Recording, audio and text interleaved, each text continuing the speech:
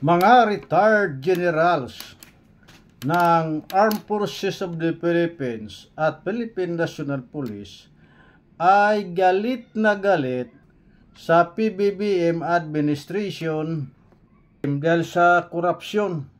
Ito si retired Major General Magalong ng PNP. Is actually an election budget. Do you share the same sentiment, sir? Since you're talking about pork barrel among others. I totally agree. Nararamdaman namin yan sa local government. Lawmakers, indiscriminately giving out AKAP funds, IX funds, itong mga ayuda na gusto pa nilang palabasin na akala mo sarili nilang pera yung kanilang ibinibigay. Nakita namin yan eh. We have been conferring with the other mayors, also mayors for good governance at yung aking mga fellow mayors sa ating League of Cities. At ganoon din ang aming mga similar observations na talagang halos unlimited ang pondo nila kung mamigay sila. Nabalitaan pa namin yung 7-7, yung famous na 777, na every time na sumama ka dun sa sortie ni Speaker, you get 777. Ito yung 21 million, a total of 21 million. 7 million na AIX, 7 million na AKAP, 7 million pa na tupad. 21 million, paano kung naka-apat ka na sortie na nasalihan? Ibig mo sabihin nun, 7 times 21. Yun yung mga allegations na binabanggit sa amin at in fact, reliable sources ang pinanggagalingan yan. Although these are allegations, reliable sources ang pinanggagalingan. Ang sabi naman po ng House leadership ay nakakarating naman daw po direkta sa mga constituents nila. What can you say about that?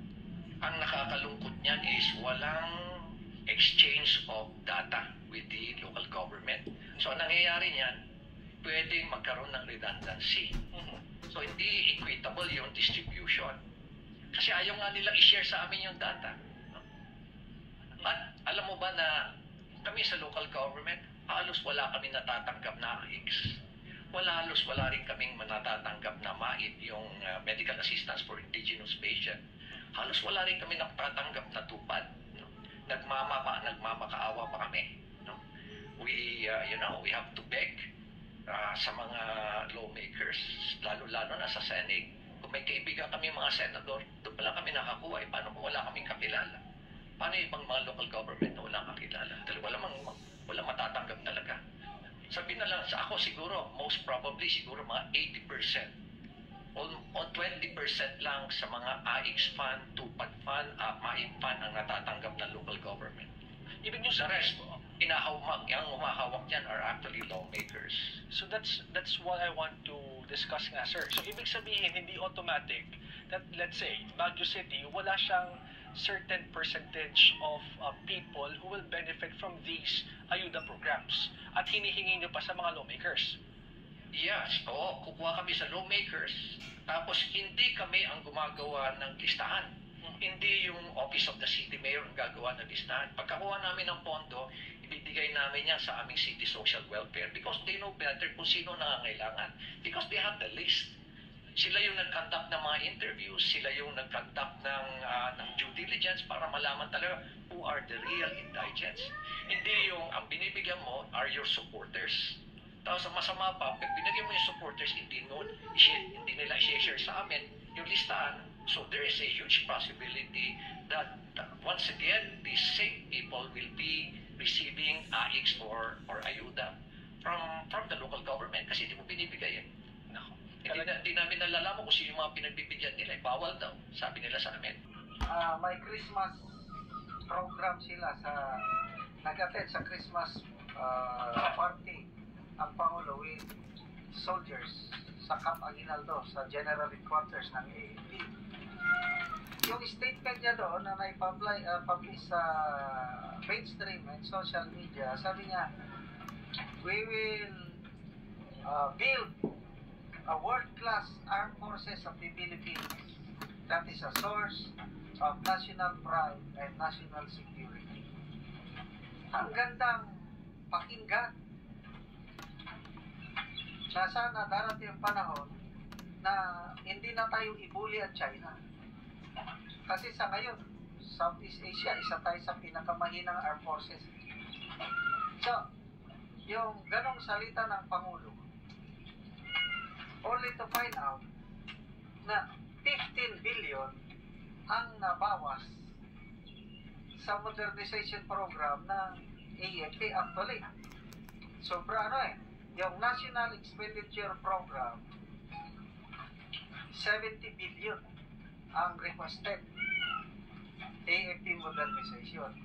Pagdating sa Kongreso, Kamara, binawasan nila ng 40 billion.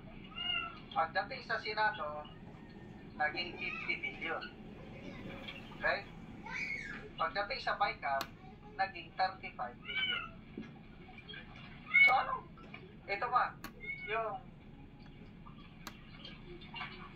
tawag ng Speaker of the House kay General Browner. Ano ito? Publicized na tawag.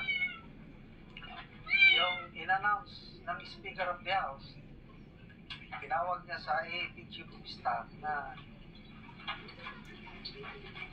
increase na ang daily food allowance sa mga sundalo from 200 to 350. So magandang balita yun. So ang statement ng Speaker of the House doon is, tell our men that priority namin kayo. Lahat ng pangangailangan nyo, handa namin ibigay. Ang gandang pakinggan. Priority namin ang armed forces. We will support the armed forces. Ano? We will prioritize, we will support. Binawasan ng 15 billion. Saan nila dinala yung 15 billion? Doon, sa kanilang paboritong project sa DPWH. Kaya, yan po ang nirereklamo ng mga retired generals na ito. So, sabi nila, we, the retired and concerned members of the Armed Forces of the Philippines, Philippine National Police, uniformed personnel, kasama ng Coast Guard, UP Vanguard, civil society and civic organization, and concerned citizens of the Republic are writing you today to convey our serious concerns regarding the questionable deviations of the approved General Appropriations Bill 2025 from the National Expenditure Program that Your Excellency submitted to Congress.